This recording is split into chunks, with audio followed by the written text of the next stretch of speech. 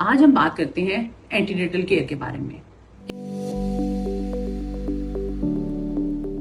कि पेशेंट को कितने विजिट करने चाहिए, उसे कितनी फ्रिक्वेंटली डॉक्टर के पास चेकअप के लिए आना चाहिए।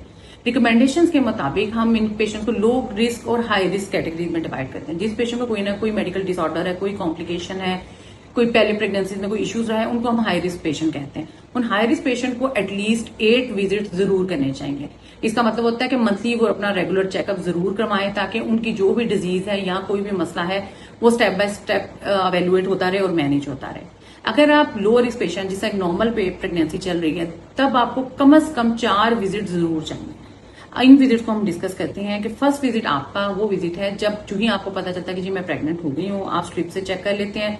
उसके 2 वीक्स के बाद आप जरूर विजिट करें, प्रोवाइडेड कि आपको इन 2 वीक्स में कोई ब्लीडिंग नहीं होती, कोई दर्द नहीं होती, सब कुछ ठीक रहता है। तो आप 2 वीक्स के बाद अराउंड 7 to 10 वीक्स के अंदर एक विजिट अपने गायनेकोलॉजिस्ट के पास करें, ताकि एक तो आपका आपस में इंट्रोडक्शन और आपको ये पता चले कि आप आया लो रिस्क प्रेगनेंसी में फॉल कर रहे हैं या हाई रिस्क प्रेगनेंसी में।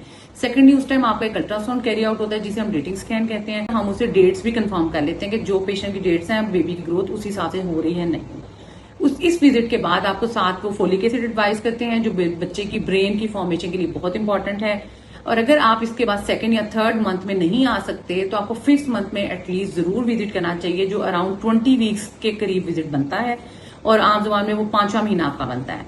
5th मंथ में क्यों इंपॉर्टेंट है कि उसमें एनॉमली स्कैन कंडक्ट किया जाता है। एनॉमली स्कैन एक डिटेल अल्ट्रासाउंड है जिसमें बच्चे की सारी बनावट देखी जाती है और अल्लाह रहम करे बच्चे को कोई भी एनॉमली यानी कोई कार्डियक डिसफंक्शन है, कोई इंटेस्टाइन का, स्टमक का या ब्रेन का कोई या स्पाइनल कॉर्ड का है तो इस एनॉमली स्कैन में पिक होता है।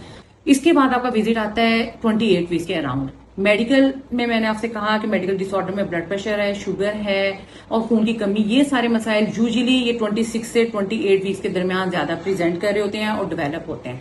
इसलिए 28 वीक्स पर हमने कहा कि अपना विजिट जरूर करें, उसमें अपने यूरिन का टेस्ट जरूर करें ताकि अगर प्रोटीन वगैरह आ रही है, खून की कमी का टेस्ट जरूर करवाएं और बेबी का एक अल्ट्रासाउंड जरूर करें। और इसके साथ आपकी वैक्सीनेशन भी 28 वाले जो मंथ वीक्स हैं उसके अराउंड कंप्लीट हो जाएगी, जिसे फांसी टेटनस की वैक्सीनेशन जिसे कहा जाता है। इसके बाद आपका अगला विजिट जो है वो 36 यानी 9 मंथ के अराउंड होना चाहिए।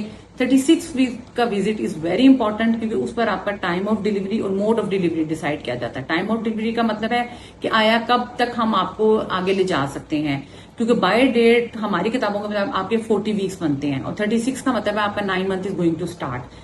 अब उसके बाद आपने ये डिसाइड करना है कि आया मेरा केस नॉर्मल हो सकता है कि नहीं हो सकता। अगर everything is going to be normal तो फिर उसके बाद 36 के बाद आपकी गायनेकोलॉजिस्ट आपको हर वीक बुलाते हैं। उस वीक में हम दोबारा बच्चे का हर वीक में बच्चे की ग्रोथ भी असेस करते हैं, आपका बच्चे का